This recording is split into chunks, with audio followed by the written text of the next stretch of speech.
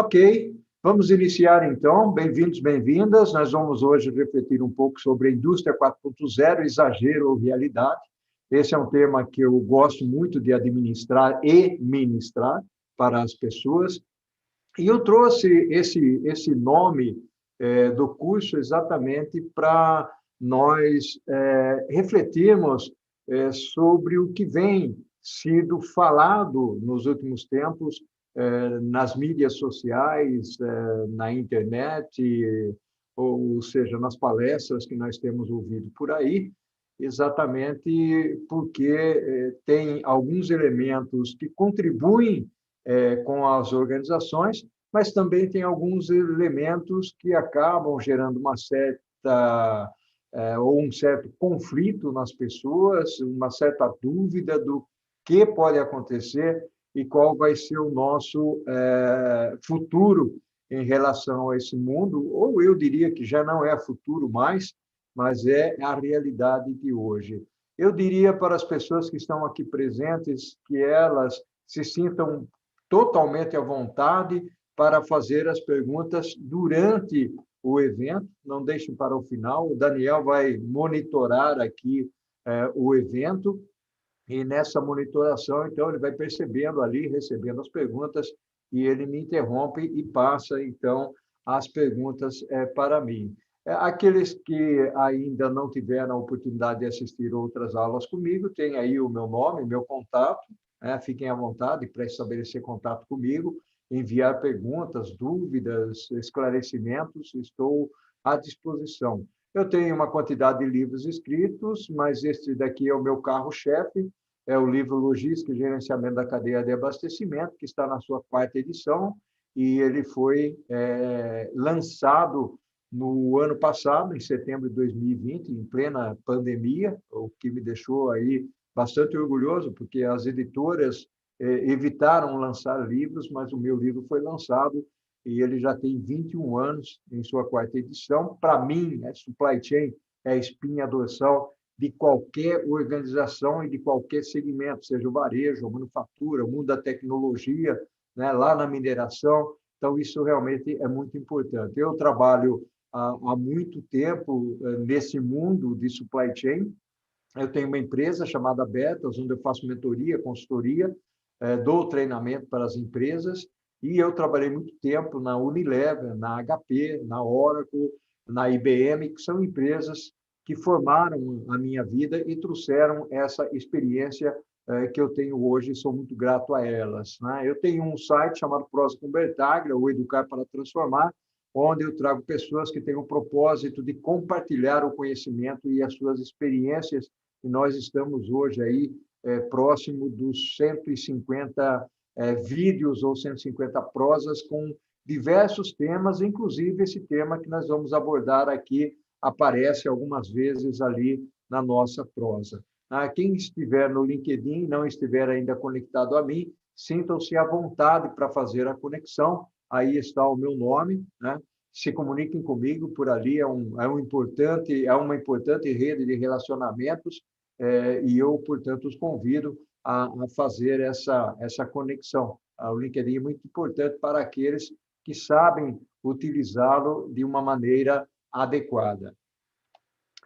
Eu gostaria de começar a nossa conversa aqui, a nossa reflexão, trazendo essa pirâmide ou esse triângulo aqui para nós avançarmos um pouco. Já que nós vamos falar de indústria 4.0, eu queria partir de uma perspectiva onde uma organização olha o seu ciclo de processos e olha para a sua perspectiva de controle.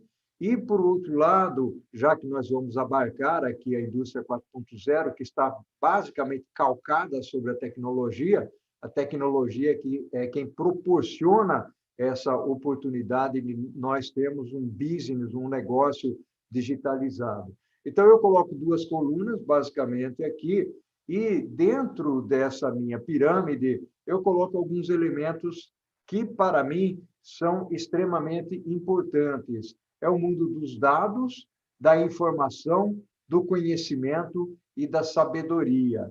Então, essa estrutura que eu coloco aqui, é exatamente uma estrutura que vem se comentando já faz muito tempo. Eu só adiciono aqui no topo da pirâmide, pelo lado, basicamente, de tomada de decisão, o lado da sabedoria, ou seja, a inteligência capaz dessa tomada de decisão. Então, vamos imaginar uma empresa que ela se situa hoje numa condição, né, e ela tem uma necessidade de evoluir para o caminho de digitalização, do mundo digital da indústria 4.0. Ou seja, eu tenho uma situação a qual eu desejo evoluir, progredir, né? Então, saindo do caminho da minha situação atual, ele pode parecer simples, porque eu fiz alguma coisa bastante didática aqui, mas o meu ponto é o seguinte: eu tenho que capturar os meus dados que existem no campo. Aliás, na aula passada, que nós abordamos, a aula 1, nós conversamos um pouco sobre esse esquema do dado ser realmente bastante importante dentro de uma organização.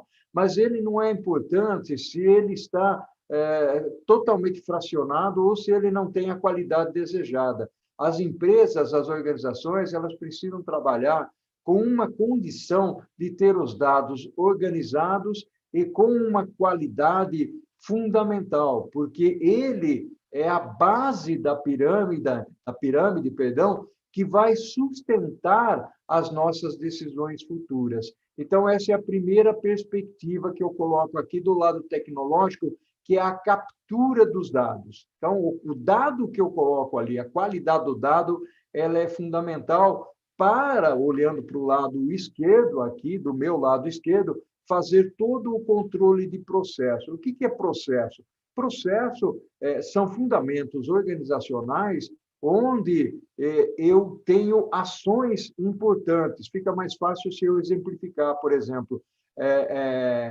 comprar, produzir, distribuir, são processos que existem dentro da organização e que acabam gerando dados. Quando eu faço uma distribuição, eu tenho uma quantidade grande de dados. Pela perspectiva da entrega para o cliente, tenho nota fiscal, tenho o item que eu entreguei, eu tenho a quantidade do produto que eu entreguei, o preço do produto que foi entregue. Pela perspectiva do estoque, eu vou ter dados que são importantíssimos, por exemplo, qual é o item que eu tenho no estoque, quanto é que eu tenho de estoque. Então, só para fazer um cruzamento aí dessa captura de dados. A partir do momento que eu tenho isso muito bem estabelecido, e eu devo ter isso muito bem estabelecido, eu subo para uma outra camada que me permite fazer a gestão dessa cadeia de valor ou dessa cadeia de abastecimento da supply chain, que é a informação. Vejam vocês, se eu não tenho a base da minha pirâmide bem estruturada, que é o dado, a minha informação pode ser uma informação falha, ou pode ser uma informação que não proporciona uma qualidade importante para eu administrar, para fazer uma gestão da minha cadeia de valor. Portanto, essa informação nada mais é do que a composição dos dados e a análise que eu faço do dado. Muitas vezes o dado isolado, ele não tem muito significado para a organização, mas quando eu o transformo em informação, esse dado ele pode se transformar numa informação vinculada a estoque, numa informação vinculada a uma nota fiscal, que vai atender a uma necessidade do cliente, que vai atender a um nível de serviço, por exemplo. Então, essa segunda camada é a camada da informação. A outra camada que eu coloco aqui como preponderante e fundamental é a camada do conhecimento. O que é isso? Se eu tenho dado que me gerou a informação e eu confio nessa informação, porque a minha base está muito bem equalizada, então eu tenho um conhecimento suficiente para montar estratégias organizacionais e alavancar a minha empresa em direção a um objetivo. Então, é o meu planejamento estratégico que, baseado em todas essas condições que eu permeei dentro da organização, me permite, então, tomar as minhas decisões. Então, vejam vocês que são fundamentos didáticos e importantes. E aí eu subo dentro da minha estrutura e aí eu já começo a pensar num mundo muito mais digitalizado. Quando eu falo digitalizado, eu estou falando respaldado pela tecnologia digital, onde eu começo a olhar para as tendências, os meus relatórios, os meus indicadores são indicadores que começam a ter uma visão mais de futuro, menos de presente, como é o caso na camada do conhecimento. Na camada do conhecimento e da informação, eu faço a gestão e tomo decisão.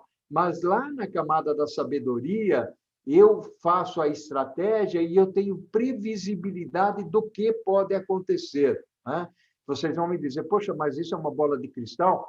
É uma bola de cristal baseada nos dados que são coletados. Por exemplo, os sensores que estão lá nas máquinas, que nós falamos, inclusive, na aula passada. Esses sensores, eles permitem, dado vibração, um som diferente ou algo assim, eu prever se uma máquina precisa de uma manutenção ou não. Empresas como Walmart, como Amazon, por exemplo, têm investido muito dinheiro em pesquisa, por exemplo, para prever o que é que o cliente vai comprar no futuro. Com essa previsão, isso sim, para mim, ainda é uma bola de cristal, né? Mas com essa informação, com essa tendência, a Amazon, principalmente, ela consegue direcionar produtos para mais perto do cliente. Veja que interessante isso. E vamos pensar pela seguinte perspectiva. A Amazon tem uma estratégia que se chama Same-Day Delivery, ou seja, entregar no mesmo dia. Aqui no Brasil, nós já temos várias empresas, inclusive, caminhando para essa direção. Como é que eu faço entrega no mesmo dia, né, se eu tenho centros de distribuição distantes do meu consumidor? Então, eu preciso, muitas vezes, adivinhar, entre aspas, aquilo que ele vai querer para eu aproximar o produto daquele cliente. Pode ser que ele não compre, né? E eu vou ficar com esse produto pendente lá no meu estoque. Mas esse trabalho baseado, inclusive, em inteligência artificial, vem sendo feito exatamente para se ter um pouco mais de previsibilidade nessa linha de raciocínio aqui. Daniel, eu não sei se tem alguma pergunta aí ou sigo à frente. Temos uma pergunta aqui, Bertag, do Eduardo Magalhães. Boa noite, Eduardo. Obrigado pela presença. Ele está perguntando aqui, professor, em que ano começou, né, a logística 4.0 a nível mundial? E aqui no Brasil, quais as empresas podem ser consideradas benchmark na implementação da logística 4.0? Na realidade, a indústria 4.0, eu vou falar da indústria 4.0 porque a logística está embutida dentro de tudo isso, né? Ela iniciou por volta de 2011, mais ou menos. Essa é uma invenção do governo alemão, né? Começou em 2011, ainda engatinhando com algumas ideias. Em 2015, começou a se consolidar melhor. Eu vou comentar um pouco ainda essa questão mais para frente de como está o Brasil dentro desse contexto. O Brasil está evoluindo muito no quesito da indústria 4.0 e logística 4.0, com algumas empresas saindo à frente. São aquelas empresas que a gente já conhece, né? Então, é uma Natura, uma Magazine Luiza, mas isso tudo é uma composição de empresas. Eu citei, inclusive, na semana anterior, no nosso curso anterior, sobre aquele trabalho da Volvo, lá numa empresa agrícola de Maringá, colocando o caminhão autônomo para circular por aí. Mas não é só isso, nós temos outros elementos importantes, inclusive nas nossas empresas de mineração, utilizando os conceitos de indústria 4.0. Outros lugares, na área de saúde, nós temos isso também. Eu queria fazer um tratamento disso um pouco mais no final, com relação ao como o Brasil se situa, até porque são perspectivas evolucionárias, né? Não tão revolucionárias, mas de evolução. E aí eu comento um pouco mais em que situação nós estamos aí. Esse exemplo que eu dei agora há pouco da Amazon, por exemplo, é um exemplo muito característico que vem avançando e baseado em inteligência artificial para alavancar o próximo passo da logística, né? E se a Amazon traz isso aqui para a gente, ainda está embrionário esse processo, seguramente as nossas empresas vão estar preparadas para caminhar nessa direção. Mas eu vou comentar posteriormente um pouco mais sobre esse tema aí, se me permite, ok? Deixa eu voltar aqui e falar um pouco da realidade. Eu não queria fugir muito do tema, né? Não frustrar as pessoas que vieram buscar o tema. Dentro do aspecto da realidade, uma das coisas que é uma condição extremamente importante é que nenhuma organização, de forma alguma, de qualquer segmento, ela pode se dar ao luxo de ignorar as mudanças que a tecnologia e o respaldo que essa mesma tecnologia vai trazer para as organizações. Então, a indústria 4.0, quando ela se funde com o conceito do IoT, a Internet das Coisas, criado pelo americano, a indústria 4.0 foi criada pelos alemães, mas essa evolução é uma evolução que, combinada, ela é bastante importante para as indústrias e elas precisam, no final das contas, prestar muita atenção para essa evolução se não quiserem ficar para trás. Então, de alguma maneira, e aí depois eu vou avançar um pouco até respondendo melhor a pergunta, de que o governo brasileiro, o Brasil, em termos de instituição, precisa se alavancar exatamente para capacitar pequenas empresas, médias empresas, capacitar as escolas, as instituições, para que nós estejamos preparados exatamente por causa dessa frase que eu estou colocando aqui, né? Essa é uma visão do tanto quanto eu leio e participo de conferências, não só no Brasil, mas também no exterior, na América Latina e internacionalmente falando, no mundo lá da Ásia e dos Estados Unidos, no conceito de que isso veio para ficar. Logicamente, nos Estados Unidos está mais avançado, na Europa está mais avançado, na China nem se fala, a China está caminhando a passos largos e nessa corrida ela tem ganhado um espaço significativo aí. Então, não dá para a gente ficar para trás, não. E tem um outro ponto que eu gostaria de frisar, eu já comentei de que a indústria 4.0, nesse momento aqui, ela tem sido um tema extremamente comentado, mas por que as pessoas estão comentando esse tema?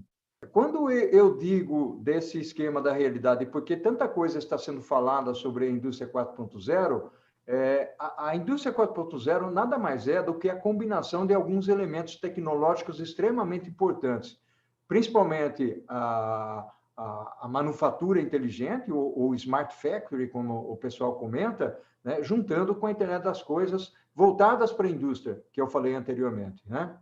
Então, a inteligência artificial ela é muito importante porque ela faz uma conexão entre as diversas áreas. Primeiro, uma conexão entre o mundo físico, principalmente pensando em termos de conectividade, em termos de computadores de grande porte, né? O mundo digital, né? E aí nós estamos falando que hoje nós utilizamos o 4G, mas o 5G está chegando, já se fala no 6G, que vai aumentar barbaridade essa velocidade de conexão. E também o mundo biológico. Quando a gente fala do mundo biológico, é a máquina aprendendo, é o machine learning, né? Então, a máquina, lentamente, ela vai aprendendo tudo aquilo que nós fazemos. E isso realmente é muito importante, porque essa revolução, ela deixa de ser uma conversa futurista, né? Porque muitas vezes coloca isso como um patamar do que vem depois. Não, não vem depois. Ela já existe em vários setores. O setor do varejo, hoje, utiliza muito bem isso. Quando você vai fazer a sua compra e vem aquelas sugestões do que você pode comprar posteriormente, essas sugestões nada mais é do que inteligência artificial sendo utilizada para entender qual é o caminho que nós estamos percorrendo no mundo digital. Nós, que eu digo,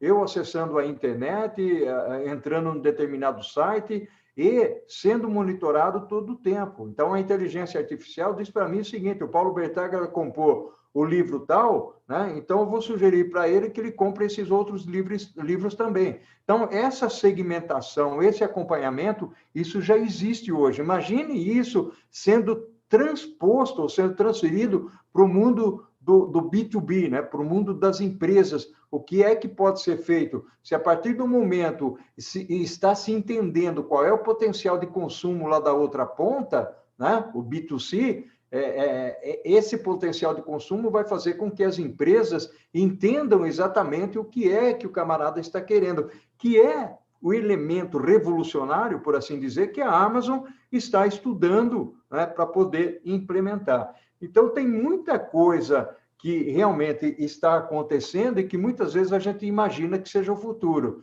E aí, quando nós falamos de futuro, falamos dessa perspectiva tecnológica, e muito se fala, por exemplo, do risco dos empregos, nós falamos isso da outra vez também, existe uma história, né, que se nós formos avaliar bem, na maioria dos casos, toda essa evolução tecnológica, ela acabou melhorando, de certa forma, o índice de empregos. É que nós estamos vivendo um momento agora que é um momento crítico, nós estamos no meio de uma crise da pandemia, uma crise econômica no nosso país, que já vinha se arrastando com uma quantidade de 14 milhões de desempregados, né? Então, nós vivemos hoje um momento um pouco delicado, mas nós temos que crer que a tecnologia, e até pela perspectiva do consumidor de exigir mais das empresas, acaba alavancando os empregos. Se nós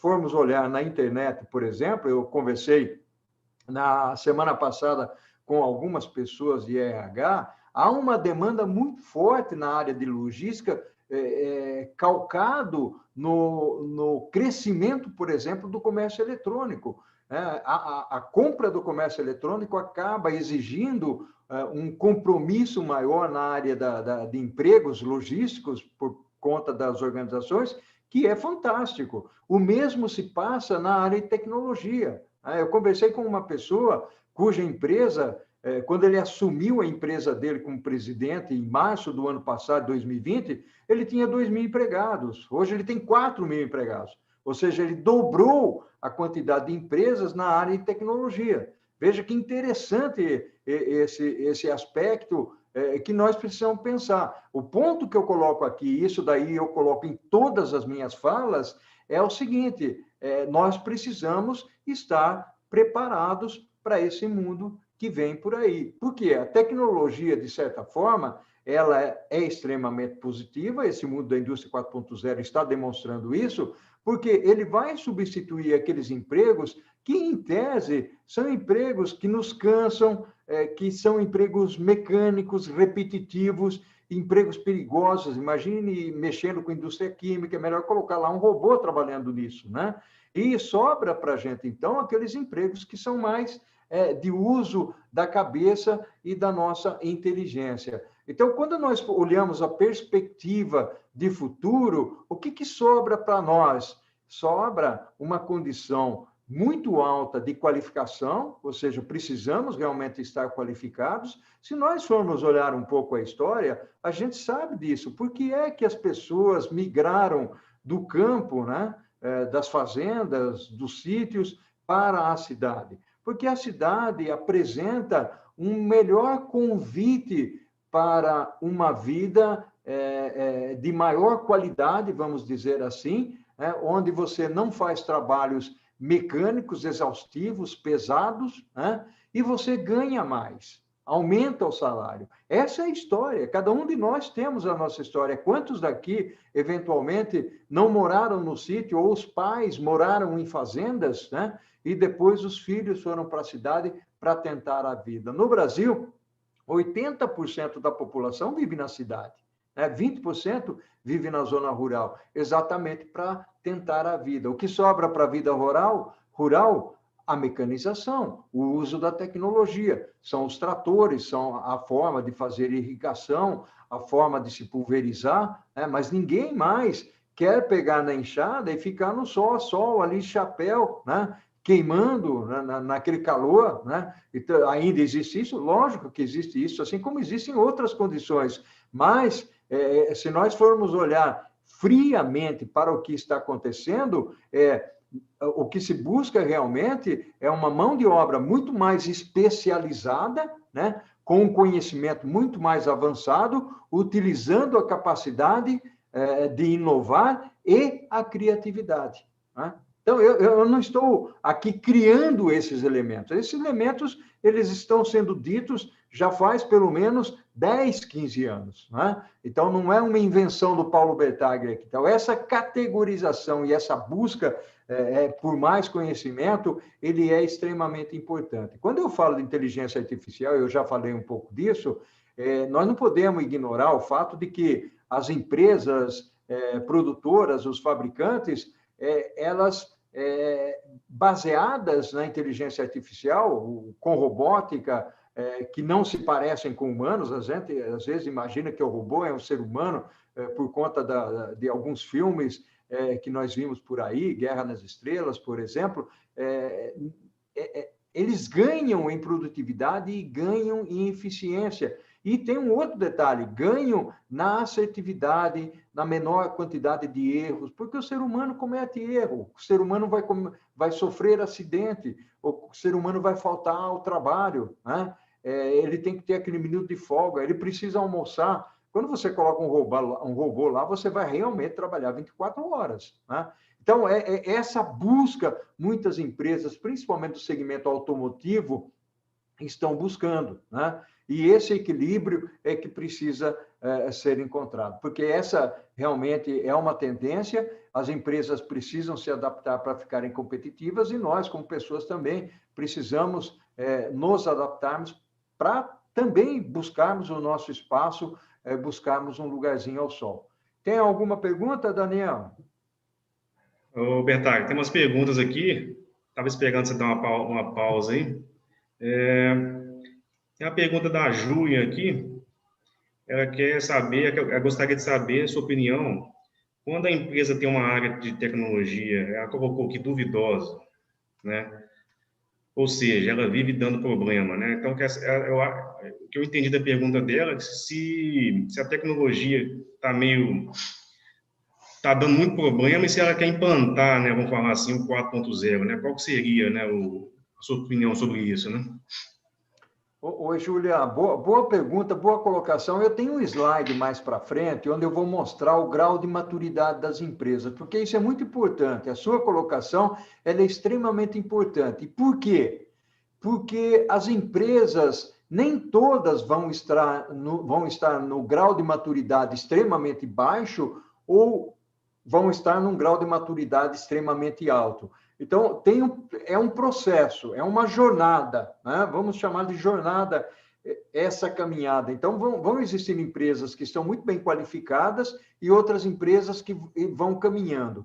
Mas se eu entendi a sua pergunta, você está dizendo o seguinte, olha, se eu tenho uma empresa, eu trabalho numa empresa onde a área de tecnologia está despreparada para essa jornada, para essa caminhada, eu olharia para essa situação com uma preocupação, porque uma condição é você ter um grau de maturidade baixo, mas com pessoas preparadas e olhando os objetivos e as estratégias da organização, exatamente para saber qual é o próximo passo, qual é o próximo pulo do gato que vai ser dado, né? Então, isso é muito importante. A empresa precisa receber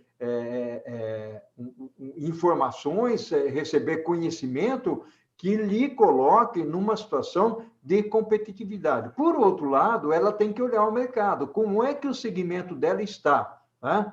E não é porque o segmento dela não investiu que ela não vai investir. Ela tem que saber o seguinte, se eu tenho que fazer algum investimento, que seja um investimento equilibrado e que realmente agregue valor para a minha organização. Isso é muito importante. Então, a área de tecnologia, você vai ver daqui a pouquinho, a área de tecnologia ela é elemento fundamental nesse processo todo, né? Como montar a estratégia, como ter uma área tecnológica que entenda quais são os elementos fundamentais para poder atingir aquele patamar da sabedoria que eu mostrei lá no primeiro slide, né? Guarda aí que nós já vamos ver esse slide aí, que eu preparei com muito carinho para vocês, tá bom? Quando Bertag, aproveitando... Oi, perdão, Daniel, pode falar. Aproveitando que você está respondendo as perguntas, tem mais uma aqui, da Viviane. Ela pergunta se formos avaliar, né, o Brasil, né, em qual estágio da logística 4.0 que a gente se encontra, né? É uma pergunta extremamente interessante, mas é um movimento híbrido, né? O Brasil ainda está categorizado, eu chamaria na sua infância, né? Falta muito. Agora, depende muito da perspectiva da indústria 4.0, da logística 4.0, que nós vamos analisar. Se nós formos analisar o varejo no Brasil, nós temos empresas que estão num patamar bastante avançado em termos de mundo tecnológico, de mundo digital, né?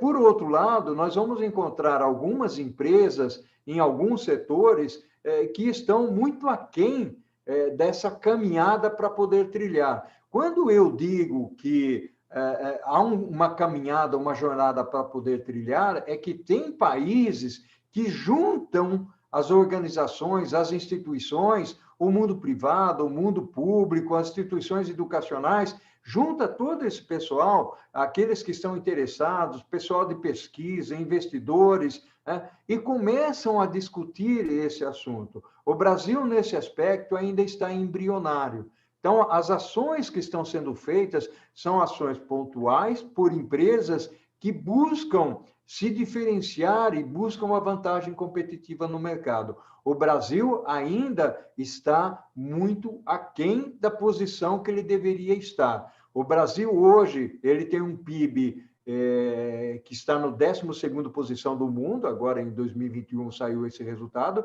nós já fomos sétimo, oitavo, né? Logicamente houve uma queda muito grande por conta das últimas situações, dos últimos acontecimentos, por uma política econômica que não avançou já faz alguns anos, e teve também o problema da desvalorização do real, que nos colocou num patamar aí bastante difícil, né? Mas nós precisamos estar melhor preparados. A ciência, né? Quando nós falamos de tecnologia, nós estamos falando de ciência. A ciência precisa ser vista com outros olhos. Nós precisamos destinar, quando se fala em ciência, nós precisamos falar em destinar investimentos em pesquisa, né? Para que pesquisa e desenvolvimento, para que nós saiamos na frente, ou seja, os países mais bem posicionados, mais bem avançados, são os países que, logicamente, investem muito dinheiro em tecnologia.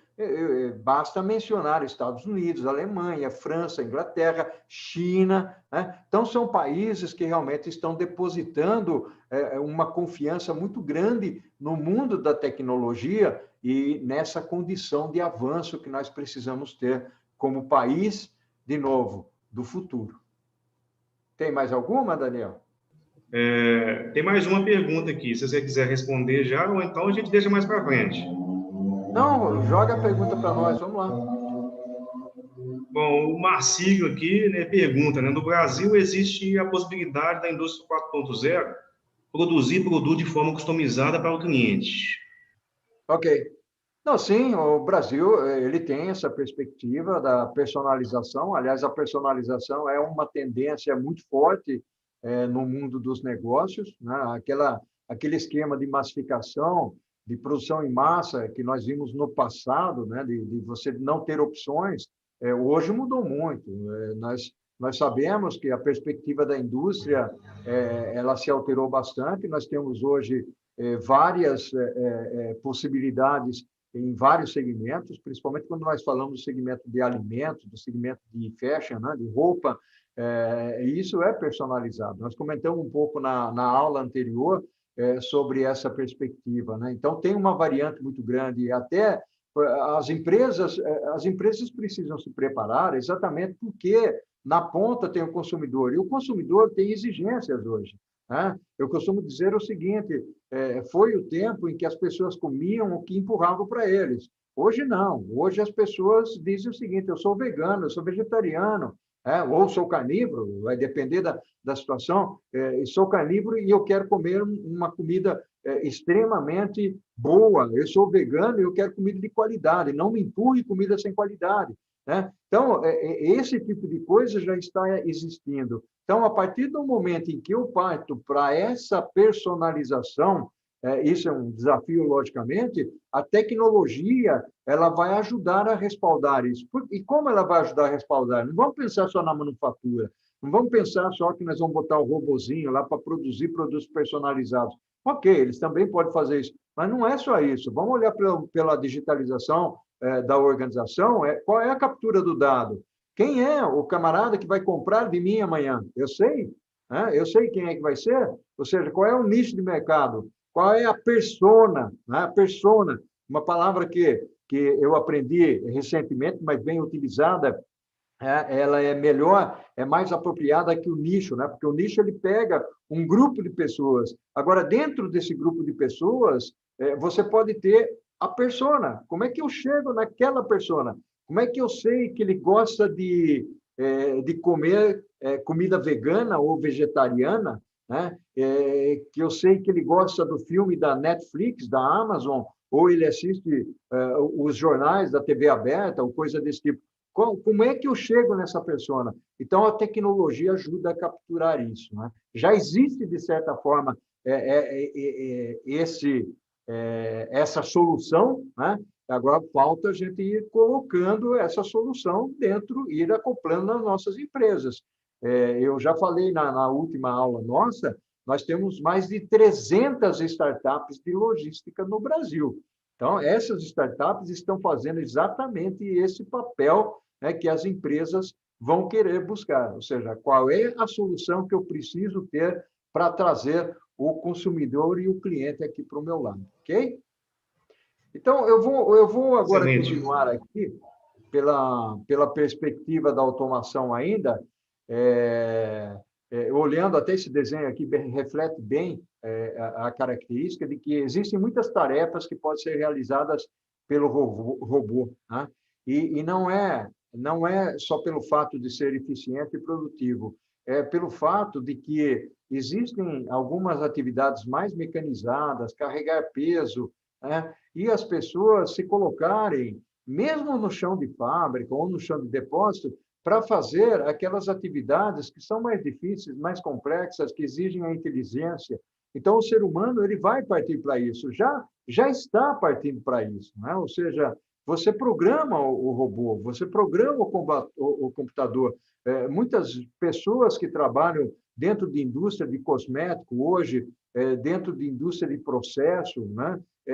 Lá na Petrobras, né? A gente sabe disso há um bom tempo, existem sistemas de captura de dados que precisam ser manipulados, programados, os famosos PLCs, programados por pessoas. Então, essa é a evolução, essa evolução. Eu conversei com uma pessoa recentemente, onde ele falou o seguinte, olha, na década de 1980, eu era digitador, né? Digitador na área de informática, não existe mais digitador, não tem mais. Aquele pessoal que fica lá entrando informação de nota fiscal, informação de conhecimento tal. Ou seja, se você faz isso, né, se preocupe, né, busque alguma alternativa, né, porque o futuro não vai ser esse. Né? Então, o mundo digitalizado, hoje nós temos nota fiscal eletrônica, o conhecimento que volta da transportadora para dentro da organização, loguinho, não vai ter mais um papelzinho para ficar digitando. Algumas empresas ainda têm isso, mas vai acabar.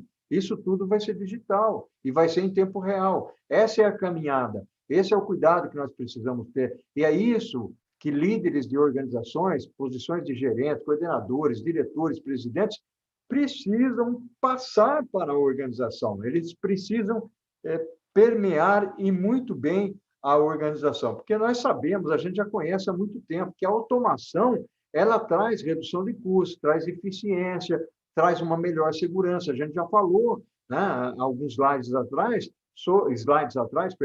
sobre a redução de riscos, maior segurança para funcionários, isso é muito importante. Né? O bem-estar do colaborador também é fundamental. Eu queria trazer aqui, eu já comentei antes, né?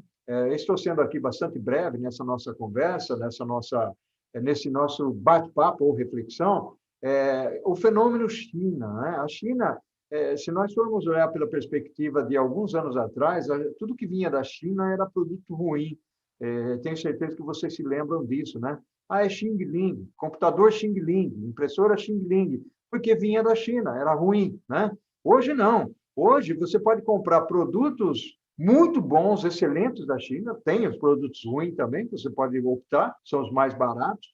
Então, você tem essa classificação. Mas houve essa evolução. Então, embora o termo indústria 4.0 ele tenha sido inventado na Alemanha, a gente sabe disso, o IoT nos Estados Unidos, a China é um país que está saindo na frente dentro desse quesito. Então, eles estão apostando uma corrida e seguramente eles podem ganhar essa corrida. Enquanto a China está tendo aí entre 7, 8, 9, 10% de crescimento no PIB, o Brasil, para 2021, está projetando 3%. Os Estados Unidos também têm um número significativamente pequeno. E já se fala que em 2030, por exemplo, a China vai ultrapassar os Estados Unidos em termos de PIB. Hoje, os Estados Unidos têm 20 trilhões de dólares em PIB e a China tem cerca de 15, 16 trilhões de dólares. Então, com esse crescimento de 9, 10%, seguramente, se os Estados Unidos não colocar a barba de molho, a China vai alcançá-lo. Enquanto isso, olhando pela perspectiva do Brasil, já que nós estamos falando de indústria 4.0, nós não estamos caminhando na velocidade que nós deveríamos para poder, eu não digo atingir a China, até porque o nosso faturamento, o nosso PIB é de cerca de 3 trilhões, como um país do tamanho que nós somos, da envergadura que nós somos, o quinto maior país do mundo, nós merecemos ou mereceríamos estar numa posição muito melhor daquela que nós estamos hoje. Então, com pessoas competentes, querendo trabalhar, com uma cultura voltada para esse avanço e para a qualidade de vida. Então, aquilo que eu falei antes, é que o Brasil precisa realmente dar condições de acessibilidade para muitas organizações, sejam elas pequenas e médias, para entender o que é essa indústria 4.0. E isso ser ensinado nas instituições, nas escolas, para acontecer a pergunta que a Júlia fez agora há pouco. Ou seja, eu preciso ter uma empresa muito bem preparada, não só na área de tecnologia, mas também na área de processo. Eu preciso de profissionais com habilidades, de profissionais que possam ser criativos para que a minha organização possa caminhar. Esse aqui, Júlia, é o slide que eu havia comentado anteriormente. Eu fiz uma adaptação de um slide que há muito tempo eu utilizei lecionando no mundo físico, né, para pós-graduação. Eu sempre gostei de usar esse slide aqui para mostrar essa evolução, que é o seguinte: vamos olhar pela perspectiva da evolução em 4 módulos, né? Logicamente, nós podemos ser criativos aqui, mas é um slide para a gente refletir. Então, vamos, partindo da esquerda para a direita, isso é evolutivo, né? Então, primeiro ponto, eu tenho poder computacional e conectividade. Deixa eu explicar o que significa isso. Eu tenho computadores, impressoras, conexões, banda larga, sistemas IRP, por exemplo, sistemas especialistas, que hoje me permite fazer uma gestão adequada para a minha organização. Então, se eu tenho isso, e isso está bem preparado, por exemplo, olha, no mundo da maturidade da indústria 4.0, eu ainda sou um iniciante. Por quê? Para evoluir para um outro passo, eu preciso hoje ter visibilidade da minha cadeia, transparência da minha cadeia. O que significa isso? Significa eu estar integrado com o meu fornecedor e com o meu cliente. Isso não é fácil. Então, esse é o outro passo da internet das coisas e da indústria 4.0. Eu vou comentar a camadinha amarela que vocês estão enxergando aí, e depois a gente baixa um pouco mais, e aí eu explico melhor o que a Júlia está perguntando, porque o que ela está perguntando tem muito a ver com essa evolução que a gente está cobrando do Brasil. Então, visibilidade e transparência é baseado na base daquela nossa pirâmide, que são os dados.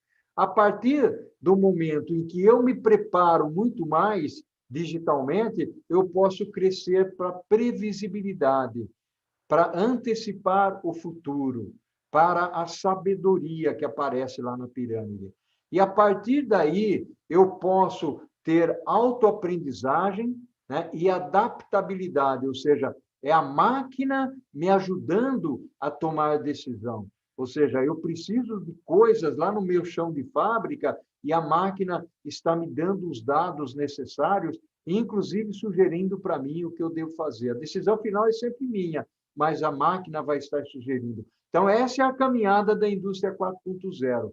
E eu vou olhar por duas perspectivas, que é o vermelhinho que aparece aí. O primeiro é como é que eu estou me estruturando corporativamente, para depois entender como as minhas áreas funcionais podem utilizar aquele preparo que eu fiz anteriormente. Então, quando eu falo das áreas funcionais, eu estou falando lá no desenvolvimento do produto, no supply chain, na área de manufatura, da logística, da manutenção, da qualidade. Então, são essas áreas que vão usar aquilo que eu estou preparando antes. E o que eu estou preparando antes? Tá bom, qual é o meu objetivo de organização? Qual é a minha estratégia? Quais são as ações que eu estou tomando? Qual é a visão? Qual é a perspectiva que eu tenho olhando para o mercado e para os clientes? O que eles vão comprar de mim ou de quem que eles vão comprar?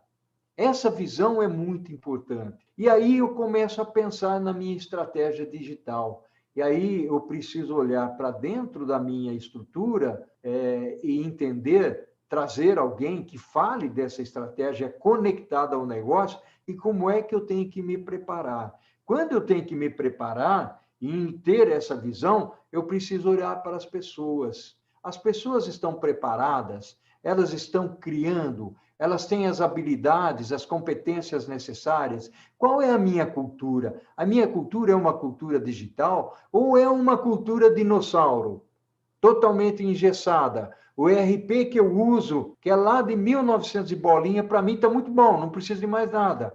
Mesmo olhando ali para frente, que eu preciso de algo melhor para eu poder competir no mercado. Então, esse lado pessoas, gente, é essencial. O líder dentro da organização, presidente, diretor, dono de empresa, né, que não enxergar esse lado, está fadado a não sobreviver. Isso é muito sério. E depois eu vou para o lado da tecnologia. O que eu tenho de tecnologia? Acabei de falar, o meu ERP, ele está preparado? É uma tecnologia básica, gente. Hoje, quem não tem ERP não consegue competir com o mercado. Aí nós vamos partir para outras coisas. Qual é o meu aspecto de conexão, de comunicação? Eu estou na época da linha de escada, do modem, a minha banda larga fica travando toda hora. O que acontece? Eu uso o celular dentro da organização, é o celular antigo, é o smartphone, o que eu uso? Que aplicativos que eu uso? Como é que eu me conecto com as pessoas e principalmente com o meu cliente, com o meu consumidor? Então, esse ecossistema tecnológico, ele é fundamental. E eu preciso ter pessoas que olhem para esse mundo digital dentro da minha organização ou alguém que apoie a minha organização vindo de fora. Né? Não necessariamente preciso ter dentro da organização. Então, essa cabeça, essa mentalidade é muito importante. E a comunicação e o dado, ou seja, ter uma preocupação muito grande com a coleta de dados. Eu tinha um amigo, um francês, que dizia o seguinte: dado é muito complexo. E ele falava, desculpa a expressão aqui, merdin, merdout. Ou seja, o que significa isso? Significa que se você jogar lixo para dentro dos sistemas como dado, as suas decisões vão ser baseadas em cima desse lixo que ali está.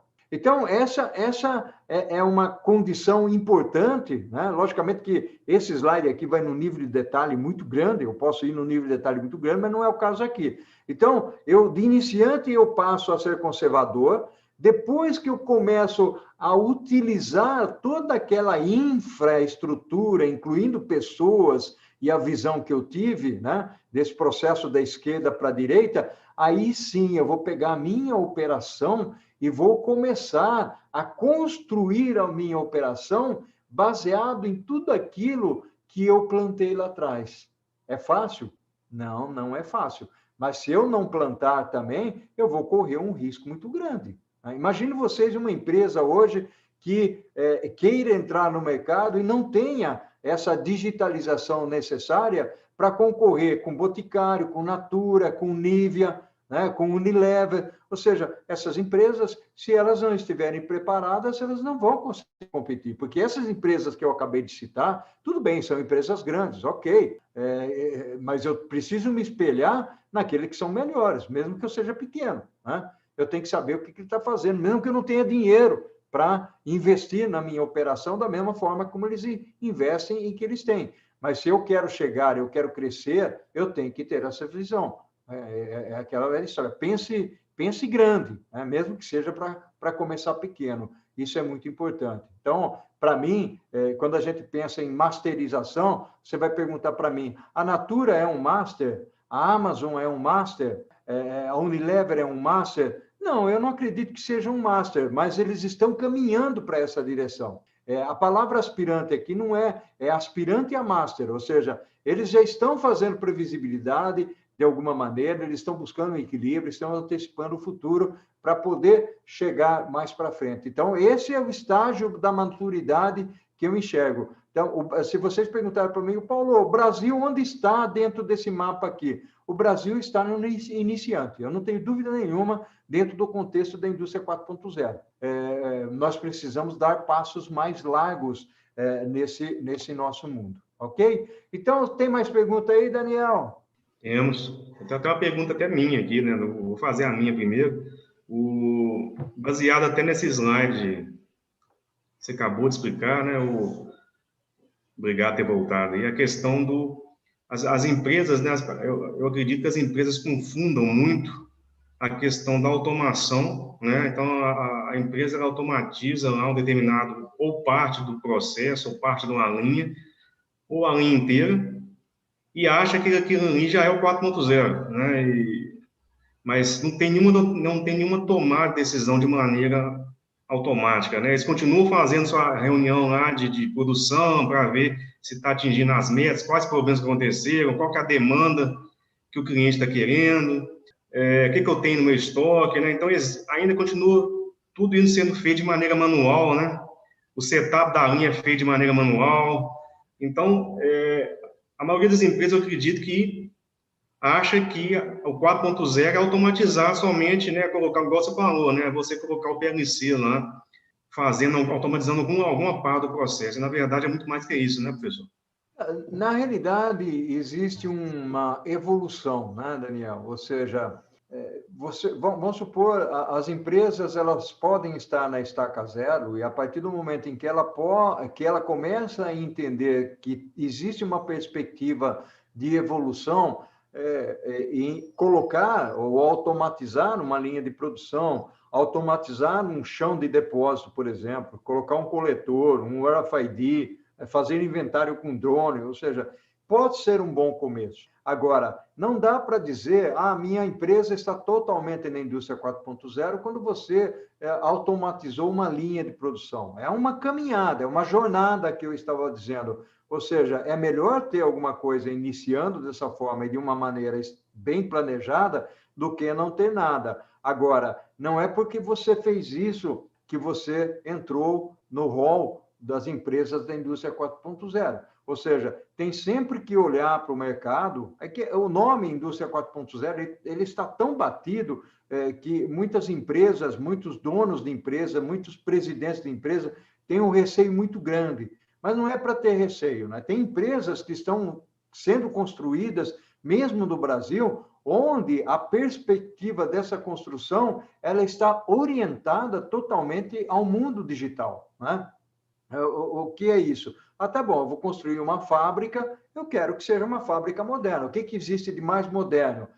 Automação, robô, indústria 4.0 fazendo as conexões aí, né?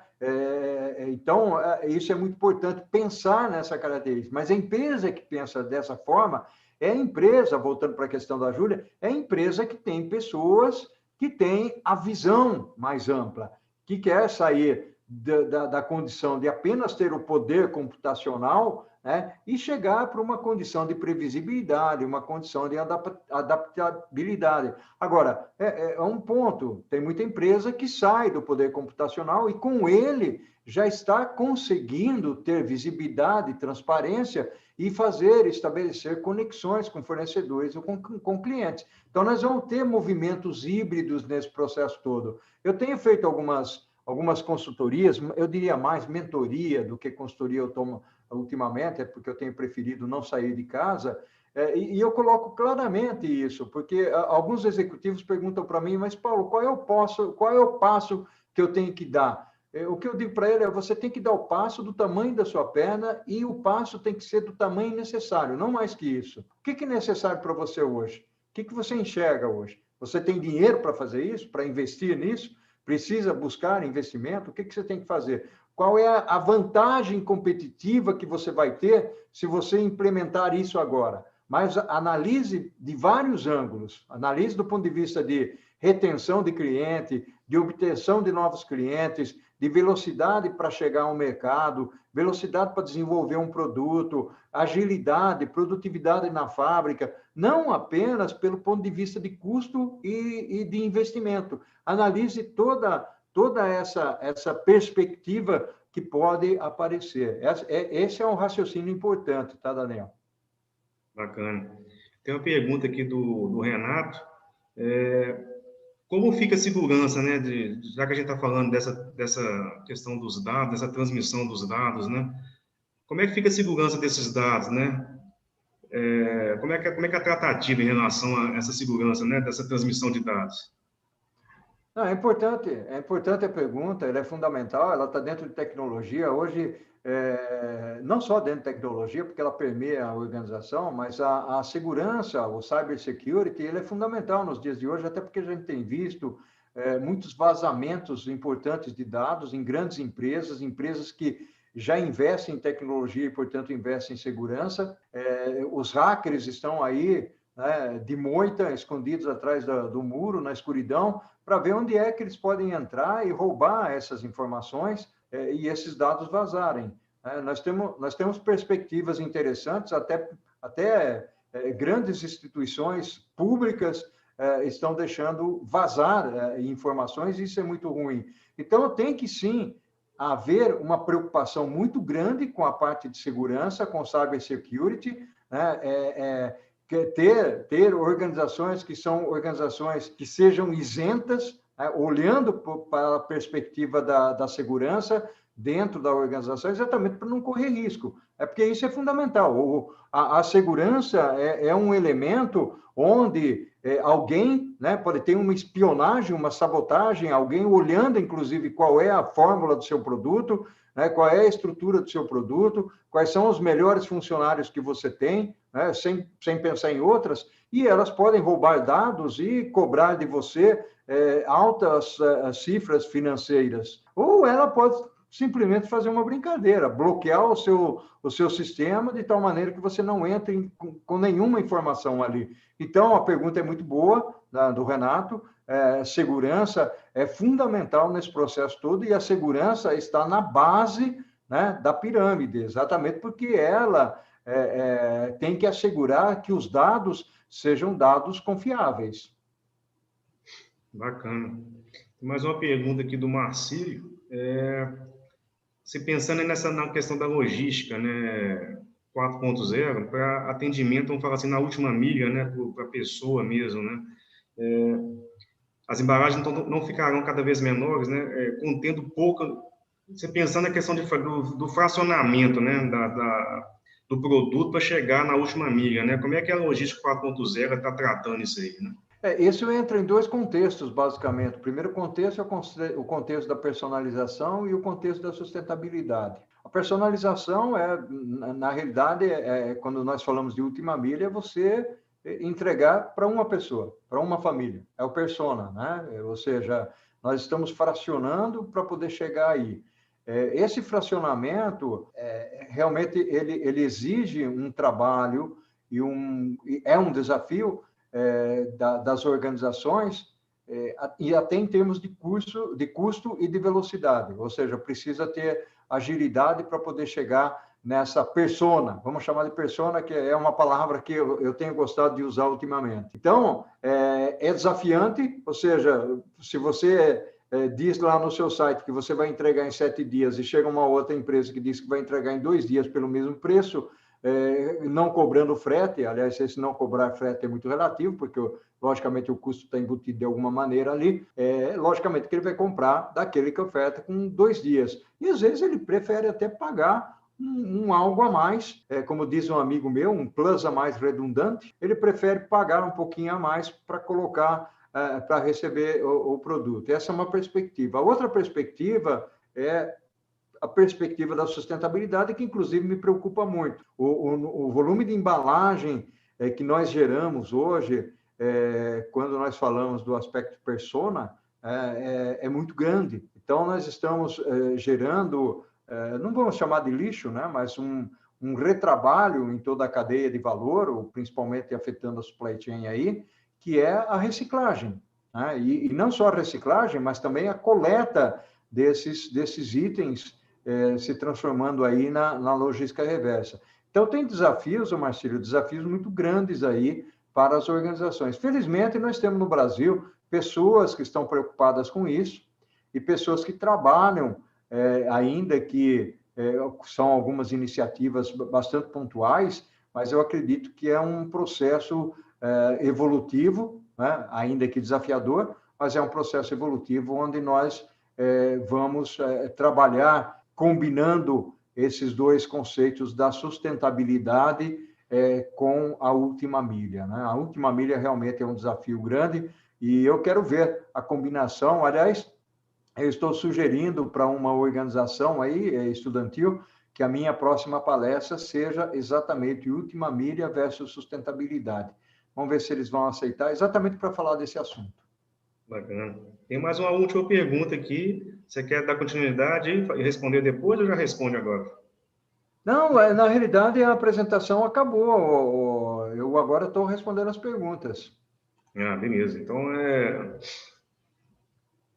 o Eduardo aqui, ele pergunta, né, a questão da ordem, né, vou falar assim, na sequência, né, os países mais adiantados da logística 4.0 são a China, a Alemanha e os Estados Unidos, nessa ordem? Eu não conseguiria dizer para você qual é a ordem exatamente, mas eu colocaria dentro do mesmo pacote alguns países que estão avançados. Então, eu colocaria a China, que está ganhando a corrida, eventualmente depois os Estados Unidos, depois a Alemanha. Agora, existem condições para a gente olhar e perspectivas diferentes. A China é um país grande, Estados Unidos é um país grande. Então, se nós olharmos pela perspectiva da logística, logicamente, a logística dos Estados Unidos é uma logística mais desafiante, parecida com a China, né, e parecida com a nossa, apesar que a nossa está muito distante de tudo isso, olhando de novo para os modais, né, ou seja, o ferroviário marítimo na China e Estados Unidos é bastante explorado, não só marítimo, como cabotagem e ferrovias também, enquanto que no Brasil o relevo é parecido, a geografia é parecida, mas nós estamos muito distantes disso. Né? A ferrovia aqui ela está entre 17% e 20% do volume de transporte. Né?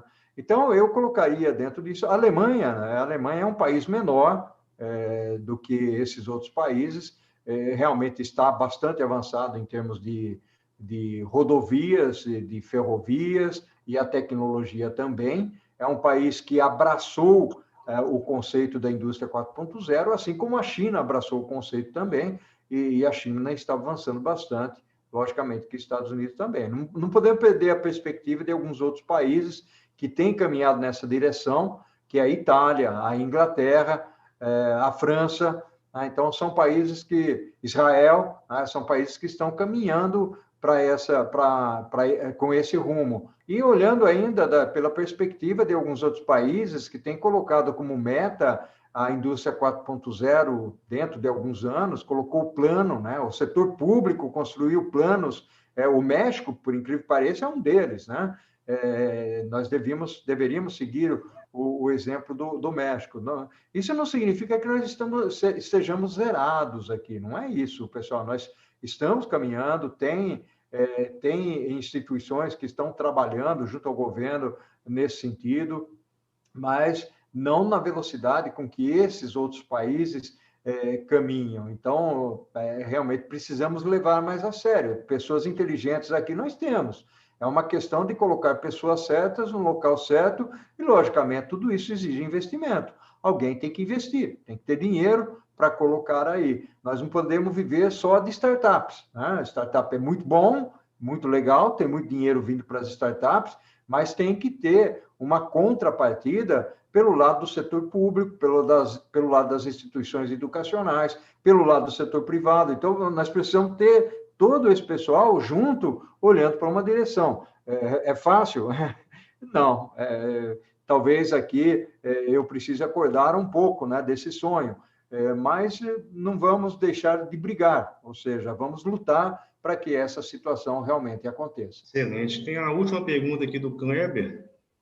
Ele pergunta em relação à utilização, né, se as indústrias hoje estão utilizando, né, a inteligência artificial para resolver os seus problemas, né? Tem várias maneiras que as indústrias estão utilizando, né? Se nós formos pegar, por exemplo, a combinação da indústria da inteligência artificial, a indústria 4.0, a automação, no chão, no depósito, no centro de distribuição, nós temos muita coisa acontecendo, né? Nós temos desde os carrinhos autônomos navegando dentro do armazém, ou seja, com uma espécie de uma empilhadeira sem aderista, né? Onde ele tem todas as rotas, as posições, ele sabe onde ele vai buscar o produto, onde ele vai colocar o produto, qual é a quantidade que ele tem que coletar, né? Ele faz o picking, logicamente vai ter uma pessoa para conferir tudo isso que ele fez, para não ter erros no final da coleta, mas tudo isso já hoje é utilizado dentro do aspecto de automação e até de aprendizagem.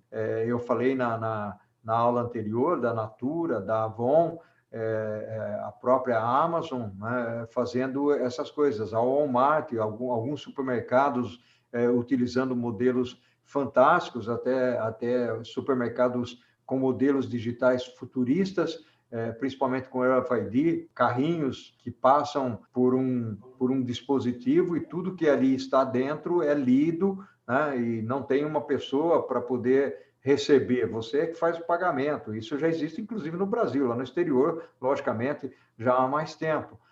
Então, aquela função do caixa no supermercado, futuramente pode ser desnecessária. Então, nós temos lá no Shopping Morumbi, eu cheguei a ver, né, ali alguns exemplos característicos de como nós poderíamos utilizar essas tecnologias dentro das organizações. Então, na logística, isso está muito consistente. Logicamente, tem um custo ainda, um custo elevado, porque precisa de uma demanda maior, precisa de maior escala para poder baratear isso. É a história da etiqueta do RFID. No passado, ela era extremamente cara, hoje ela caiu bastante o preço. Então, ela está mais acessível para poder ser implementada. Então, são evoluções que, de uma forma híbrida e dentro de um equilíbrio financeiro das organizações e também dos objetivos e estratégias dessas organizações, as empresas vão alcançando. E quando eu falo de visibilidade e transparência, é a mesma coisa. Os caminhões estão munidos hoje, são caminhões novos, os caminhões estão munidos de uma série de apetrechos e dispositivos ali, onde eles ficam muito mais econômicos, esses caminhões, poluem menos, é possível fazer a rastreabilidade do caminhão, é possível saber onde ele está, quando entrega o produto para o cliente, para o fornecedor, para o consumidor, é possível identificar essa entrega em tempo real. Então, tem muitos casos, sem falar dos robôs na indústria automotiva, não só na indústria automotiva, eu tenho exemplos de assessoria em empresas de cosméticos, empresas alimentícias. Então, quando eu visitava empresas alimentícias da Unilever, na década de 1990, lá na Holanda, já era tudo automatizado, já era tudo robotizado. A fábrica de margarina não tinha uma pessoa sequer. Então, nós estamos falando de 30 anos atrás. E hoje tem uma evolução muito maior. Então, eu imagino, não fui mais para aquelas fábricas, né? Mas eu imagino que hoje você não só não tem as pessoas, tem os robôs trabalhando, como a coleta de dados é totalmente digital. Então, você não precisa ter o sistema supervisório mais arcaico. Hoje, tudo você consegue olhar eu diria, num sistema muito mais amplo, muito mais avançado, para você tomar suas decisões. Né? Decisões estas que podem ser, por exemplo, você ter, num determinado país, uma visibilidade de todos os países onde você está instalado, com centro de distribuição ou com as suas fábricas. Ou melhor dizendo, pode ser no Brasil, você pode ter uma fábrica no Recife, outra no Rio Grande, em Porto Alegre, por exemplo, e você, de um centro, você consegue administrar as duas fábricas, sabendo quais são os estoques, quais são as linhas de produção, o que elas estão produzindo, quais são as demandas dos clientes, de onde você vai tirar e para onde você vai mandar. Então, tudo isso é possível hoje com a tecnologia existente, né? Pessoal, eu queria agradecer, né? Agradecer a presença de todos aí. Quero agradecer ao professor Bertaglia por mais uma vez dedicar um pouquinho do tempo dele aí para nos dar aí essa aula aí sobre a parte do mundo 4.0, da indústria 4.0. Obrigado aí pela presença, pelas perguntas. Obrigado, gente. Obrigado, professor. Pessoal, até a próxima live aí. Com Deus. Boa noite. Um abraço, gente. Um ao infinito e além. Tudo de bom para vocês.